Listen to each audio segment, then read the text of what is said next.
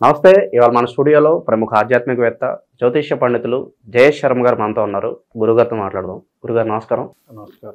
మార్చి నెల 2025 మీనరాశి వారి పరిస్థితి ఎలా ఉండబోతుంది? ఎలాంటి రెమెడీస్ చేసుకుంటే మంచి ఫలితాలు ఉంటాయి అంటారు? శ్రీ గురుభ్యో నమః. శ్రీ మహాగణాధిపతే నమః. శ్రీ మహాసరస్వత్యై నమః. ఓం శ్రీమాత్రే నమః. మీన రాశి ఫలితాలు చూసుకున్నట్టయితే మీన రాశిలో పూర్వభాద్ర నక్షత్రం 4వ పాదం, ఉత్తరాభాద్ర 4 పాదాలు, అట్లాగే రేవతి నక్షత్రం 4 పాదాలు మీన రాశివి. మీన రాశి గ్రహస్థితి చూసినట్టయితే ముఖ్యంగా మనకు ఈ మీన రాశి వారికి పంచగ్రహ కూటమి అనేది కానీ విపరీతంగా 4 గ్రహాలు జన్మరాశిలో సంచారం చేస్తూ జరుగుతున్నాయి. కొన్ని మంచి చెడులు అనేవి 2 సమపాళ్లలో ఉండే అవకాశం కూడా ఉంది. లేకపోతే అత్యంతంగా వీళ్ళకు వక్రీకరించేటువంటి ఉచ్చస్థితిలో శుక్రుడు ఉన్నాడు, వక్రై ఉన్నాడు. అంటే ఉన్నట్టుండి ఒక దుర్వార్త శ్రవణం వినే అవకాశం ఉంటుంది. ఉన్నట్టుండి సడన్గా అసలు వీళ్ళు అనుకోరు అటువంటి.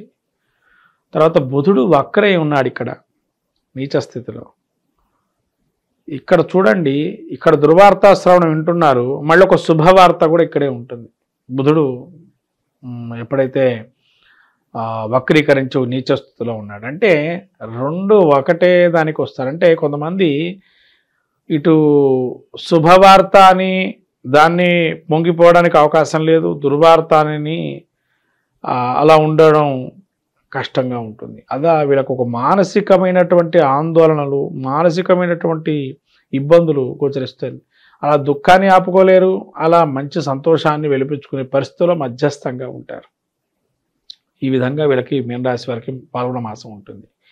ఇంకా రాబోయే కాలం శని వీరికి జన్మస్థాన సంచారం చేస్తున్నారు. ఏలినాటి శని ప్రభావం కూడా ఉంది.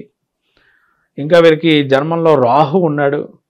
ఈ రాహు ఇంతకాలము వీళ్ళకి ఈ గ్రహాలు కూడా కలిసి మొత్తం కూడా జన్మస్థానంలో రాహు ఉండడం వల్ల ప్రతి విషయంలోనూ కూడా తలంపులు రావటం, వీళ్ళని ఏలి చూపించడం, వీళ్ళే చేశారు అని చెప్పి అనటం. అందుకనే ఆర్థికంగా కానీ మానసికంగా కానీ కుంగిపోకుండా ఉండడం అనేది మీ కర్తవ్యంగా ఉండాలి. ఎప్పుడైతే ఆర్థికంగా కుంగారు అని అంటే మళ్ళీ పైకి పడటం కష్టం. మళ్ళీ వీరు ఒక దీర్ఘంగా నిగ్రహించుండి ఆ ఓర్పు సహనాలు కోల్పోతే కనుక ఒక డిప్రెషన్కి లోనయ్యే అవకాశం కూడా ఉంటుంది. కాబట్టి చాలా జాగ్రత్తగా ఈ మాసాన్ని వీళ్ళు ఒక పరిష్కార మార్గంగా, అంటే ఎట్లా అంటే ఒక పాము మనం ఒక తీసుకున్నట్టయితే మనకు స్లోగన్ ఉంది, సామెత, కట్టిరగద్దు పాము చావద్దు అనే పరిస్థితిలో ఉంటుంది వీళ్ళ పరిస్థితి. అంటే అది కొట్టినప్పుడు అది చావకుండా ఉండాలా, ఈ కట్ట కూడా ఇరగకూడదు, అంత గట్టి కొట్టకూడదు. మరి అట్లా కొట్టకపోతే పాము చావదు, కొడితే కట్టిరగకుండా ఉండాలి. అంటే అట్లాంటి పరిస్థితిలో ఉంటారు వీళ్ళు. కాబట్టి ఈ పరిస్థితుల్లో ఎవరితో ఎంతవరకు మాట్లాడితే అంతవరకు మాట్లాడడం, మౌనంగా ఉండడాన్ని వ్యవహరించడం అనేది మీరు నేర్చుకోవాలి. మౌనంగా ఉండడాన్ని నేర్చుకుంటే సమస్యలు అనేవి రావు. ఒకవేళ సమస్య వచ్చిందండి మౌనంగా ఉన్నా కూడా మేము అనంటే ఒక్క మాటలో పరిష్కారం అయ్యేటట్టుగా చూసుకోండి. కానీ 10 రకాల మాటలు అనేసి ఆ మాటలు వాళ్ళు పట్టుకొని లాగేదాకా పెట్టుకోవద్దు. ఒక్క మాటలో చెప్పేయండి, ఇప్పుడు మాట్లాడదలుచుకోలేదని పెట్టేసేయండి. లేకపోతేనా ఇదే మాట్లాడదలుచుకున్నా ఇది మాట్లాడని పెట్టేసేయండి. ఎక్కువగా మాట్లాడటం వల్ల ఏమైందంటే అది అవతల మనిషికి ఆయుధంగా మారే అవకాశం ఉంటుంది. కాబట్టి ఎవరిని మీరు దుష్టంగా ఆలోచన చేసి నిష్ఠూరంగా మాట్లాడి అవి ఆయుధాలుగా ఇచ్చి ఆ ఆయుధాలే మళ్ళీ మీ మీదకి తీసుకొచ్చుకొని అట్లాంటి ఈ యొక్క దుస్సంఘటనలు మీకు రాకుండా చూసుకునే ప్రయత్నం మీరు చేయాలి. కాబట్టి ఇదొకటి. ఈ గురుగారు, విద్యార్థులు, నిరుద్యోగులు, వ్యాపారస్తులు వీళ్ళకి ఎలా ఉండబోతున్నారు మీనరాశి వారికి? ఉద్యోగస్తులకి ఈ జన్మస్థం పంచమగ్రహ కూటం ఏదైతే ఉందో డబ్బులు అనేది ఆచరిస్తూ అందరూ డబ్బుల కోసం ఉద్యోగం చేసి, ఎందుకంటే హైప్ పెరుగుతుందేమో ఇంకో దగ్గర పోతే అని ఆలోచిస్తూ ఉంటారు. జాతక చక్కెర పరిశీలన చేసుకుని ఒక్క విషయం చెప్పదలుచుకున్నాను మీన రాశికి. ఎందుకంటే ప్రతి జ్యోతిష్కుడు మీకు చెప్పవలసిన విషయం ఏంటంటే ఏలినాటి శని ప్రభావం ప్రారంభం అవుతుందని అందరూ చెప్తారు. ఇది ప్రత్యేకంగా మీకు మీన రాశి వారికి నోట్ చేసుకోవాల్సిన సమయం ఇది. ఎందుకంటే రాబోయే మార్చి 29 ప్రత్యేకంగా శని మారుతున్నాడు, మీ జన్మస్థానంలోకి వస్తున్నాడు. కాబట్టి ఈ జన్మస్థానంలో శని రావటం వల్ల మార్పులు చేర్పులు అనేవి ప్రత్యేకంగా ఉంటాయి. కాబట్టి ఈ దీర్ఘకాలికంగా 2.5 సంవత్సరాలకు ఒక్కసారి మారుతూ ఉంటాడు శని. కాబట్టి జాతకంలో ముఖ్యంగా శని యోగప్రదుడా కాదా చూసుకోవటం ఒకటైతే, మిగతా గ్రహాలు కానీ యోగానికి మీకు దశ అంతర్దశానాదులు యోగం ఇస్తున్నాయా అవయోగాన్ని ఇస్తున్నాయా తెలుసుకోవాలి ఒకటి. తర్వాత ఈ సమయంలో మనం ఏదైతే చేయొచ్చా చేయకూడదా అనేది ఒక పరిష్కారం కావచ్చు, ఒక వ్యాపారం కావచ్చు, ఒక ఉద్యోగాన్ని మారటానికి కావచ్చు, లేదా స్థలాన్ని మార్పులు చేసుకోవటానికి కావచ్చు, ఇవన్నీ కూడా మనకు యోగం ఉందా లేదా అనేది ఫస్ట్ మనం తెలుసుకోవాలి. తెలుసుకొని ముందరకు వెళ్ళటం మంచిది. ఎందుకంటే తెలియకుండా మీరు వెళ్ళిపోయినారనుకోండి, ఎందుకు చేశారు అని చెప్పి మళ్ళీ ఆ జ్యోతిష్కుడు అడగచ్చు మీరు వెళ్ళకపోవటం వల్ల. అందుకని అది ముందరకే వాళ్ళకి మంచిగా ఉందా లేదా చెడుగా ఉందా లేదా తెలుసుకోవటం అనేది మంచిది. కాబట్టి మీరు అది పరిష్కారానికి సమస్యకు పరిష్కారం చేసుకునేది ఒక మార్గంగా ఉంటుంది. దాన్ని మీరు ఆలోచన చేయండి. ఇంకా ఉద్యోగస్తుల గురించి ముఖ్యంగా యోగం ఉంటుందా లేదా, కొంతమంది గవర్నమెంట్ ఉద్యోగం అంటారు. మరి గవర్నమెంట్ ఉద్యోగం కొంతమందికి ఫైనల్స్ రాసిన వాళ్ళు పాస్ అయిన తర్వాత హాల్ టికెట్లో పాస్ అయినట్టుగా ఇంటర్వ్యూకి రమ్మంటారు. కానీ ఇంటర్వ్యూకి వెళ్ళిన తర్వాత కూడా కొన్ని లిటిగేషన్స్ ఉండే అవకాశాలు ఉంటాయి, మన చేతిలో ఉండవు. కాబట్టి కానీ అప్పుడు కూడా మీరు సమస్య పరిష్కారాన్ని చూసుకోవాలి. కానీ అంతేగాని ఉద్యోగం వచ్చిన దాన్ని దగ్గర దాకా వచ్చి నాకు మెరిట్ మార్కులో పాస్ అయ్యాను, ఇంకా నాకు ఇంకేం అవసరం లేదు, ఇంకా నాకు ఎవరు అవసరం లేదు అనుకోవద్దు. ఏదో ఒక రోజు ఒక అవసరం పడుతూ ఉంటారు, అది మాత్రం గుర్తుంచుకోండి. మెరిట్ మార్కులు వచ్చినాయని చెప్పి మీరు ఇంకా నేను ఉద్యోగంలో పాస్ అయిపోయాను, ఇంకా ఉద్యోగం వెళ్ళటమే లేట్ అనడం కాదు.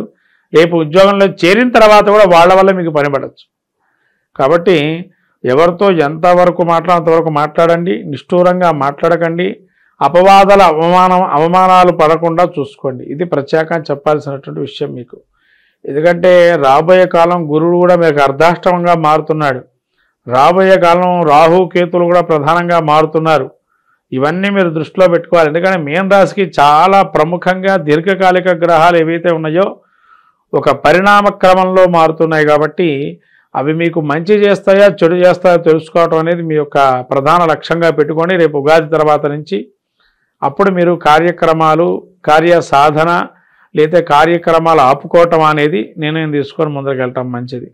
ఇక మిగతా వారు రాజకీయ ప్రముఖులు కావచ్చు, సినీ ప్రముఖులు కావచ్చు, ఇక డాక్టర్ కానీ లాయర్లు కానీ మిగతా మీడియా రంగంలో ఉండేటువంటి వారు కానీ ఇక అనేక రంగాలు సాంకేతిక నిపుణులు కానీ వీళ్ళందరికీ చెప్పాల్సిన విషయం ఏంటంటే, మీకు మీరు కార్యసాధన లక్ష్యంతో నేను చేయాలని సెల్ఫ్ కాన్ఫిడెన్స్ మీరు పెట్టుకుంటే ఈ శని అర్ధాష్టమంలో ఉన్నా లేదా అష్టమంలో ఉన్నా ఏలినాటి శని ప్రభావం ఉన్నా మిమ్మల్ని ఎవరు ఏమీ చేయలేరు.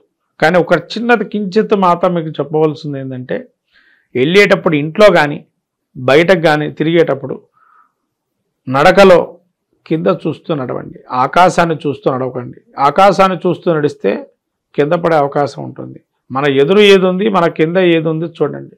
ఆకాశానికి చూడిస్తే అది అహంకారంతో బుద్ధి ఉంటుంది. కాబట్టి ఆకాశాన్ని చూడకుండా తదేకంగా మీ ముందర ఏది ఉందో దాన్ని చూడండి. మీ కింద మేము వెళ్తున్నప్పుడు ఏదన్నా మీరు మీ జాగ్రత్తలో ఉన్న ఏదో ఒక చిన్న ఒక సమస్యతోనో లేదా ఒక ఆలోచనతోనో కింద పడే అవకాశం ఉంటుంది. కాబట్టి జాగ్రత్తగా ఉండి చూసుకోవటం మంచిది. ముఖ్యంగా భూ విషయాలు ఏవైతే ఉన్నాయో కొన్ని లిటిగేషన్స్ ఉండే వ్యవహారం ఉన్నాయి, కోర్టు వివాదాలు మీన రాశి వారికి అవి ఇంకా అట్లానే జరుగుతూ ఉంటాయి. మీకు మంచి కాలం రాబోయే సమయం వస్తుంది, కొంత ఓపిక పట్టండి. మళ్ళీ శని మీకు వక్రై ఉంటున్నాడు, ఆ సమయంలో కోర్టు పరిష్కారాలు జరుగుతాయి. అప్పటి వరకు కొంచెం వేచి ఉండడం మంచిది మీన రాశి వారు. ఈ రకంగా పాల్గొన మాసంలో వీళ్ళు ఇంకా మంచి ఫలితాలు మీరు పొందాలనుకున్నటువంటి వారు ఎవరైతే ఉన్నారో మనకు కుంభకోణంలో అనేటువంటి నవగ్రహ దేవాలయాలు కానీ అవకాశం ఉంటే అరుణాచల క్షేత్ర గిరి ప్రదక్షిణ చేసుకోవటం వల్ల ఈ గ్రహ పీడలన్నీ కూడా తొలగిపోయే అవకాశం ఉంటుంది. అవన్నీ చేసుకోలేమనుకున్న వాళ్ళు శుభ్రంగా ఆ ఇంట్లోనే శివుడు గనక ఉంటే చిన్న శివలింగం ఉంటే నీళ్లు పోసుకోవటం, లేదా గుళ్ళు ఎక్కడైనా చెట్టు కింద శివలింగం ఉంటే పాలు నీళ్లు పోయటం అలా చేయటం వల్ల మంచి కలుగుతుంది ఈ యొక్క మీన రాశి వారికి. మొత్తం మీద ద్వాదశ రాశులు ఈ యొక్క పాల్గొన మాసంలో మనం చూస్తే ప్రతి రాశి వారికి ఒక్కొక్క ప్రక్రియ చేసుకోవటం వల్ల మెరుగైన ఫలితాలు ఉంటాయి. కాబట్టి ద్వాదశ రాశుల వాళ్ళు మనకు రాబోయే మాసంలో మనకు చెప్పాలంటే లక్ష్మీ జయంతి అంటారు, దాన్నే హోలికా ఉత్సవం అంటారు. మనకు శివపురాణంలో చాలా అద్భుతంగా ఉన్న ఘట్టం రతి మన్మధులు ఏదైతే ఘట్టం ఉంటుందో ఆ ఘట్టాన్ని ఎవరైతే పారాయణ చేస్తారో సకలమైనటువంటి నరదృష్టి దోషాలు పోతాయని మనకు శివపురాణం చెప్పబడుతుంది. కాబట్టి శివపురాణం మనకు ఏదైతే ఉందో అందించిందో కామదహనాన్ని ఏదైతే చేస్తారో ఆ మనకుండేటువంటి కీడుని మొత్తం కూడా దాన్ని తొలగింపజేసేటువంటి ఆ విభూతిని కనుక పెట్టి దానికి ప్రదక్షిణాలు చేసుకొని తద్వారా మనకు సంతానాన్ని కానీ మనకు కానీ మంచి కలగాలని ప్రతి విషయంలోనూ కూడా మనకు మంచి అనుభూతులను ఇవ్వాలని కోరుకోవడానికి ప్రయత్నం చేయండి. కామదహనంలో పాల్గొనండి. అట్లానే లక్ష్మీ జయంతి రోజున ఎవరైతే పౌర్ణమి వేళ జరుగుతుంది ఈ లక్ష్మీ జయంతి రోజు అమ్మవారికి కమలా పూలతో అర్చన చేసుకోవటం, తామర గింజలతో జపం చేయటం, తామర గింజలతో హోమం చేయటం, తేనెతో అమ్మవారికి అభిషేకం చేయటం లక్ష్మీ జయంతి రోజు చాలా అద్భుతంగా ఉంటుంది.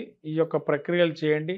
ఇంకా పాల్గొన మాసంలో నరసింహ క్షేత్రాలు దర్శనం చేసుకోవటం వల్ల స్వామివారి తిరునక్షత్రంగా చెప్పబడింది. కాబట్టి ఈ నరసింహస్వామికి ప్రత్యేకంగా ఈ పాల్గొన మాసంలో అద్భుతంగా బ్రహ్మోత్సవాలు అనేక రకాలుగా జరుగుతుంటే ప్రతి ప్రసిద్ధ క్షేత్రాల్లో ఆ క్షేత్ర దర్శనం చేసుకొని సాక్షాత్తు లక్ష్మీనారాయణ స్వరూపమైన నృసింహస్వామి యొక్క అనుగ్రహాన్ని పొంది సకల విజయాలు సాధించడానికి ప్రయత్నం చేయండి ద్వాదశ రాశుల వారు. శ్రీమాత్రే నమః.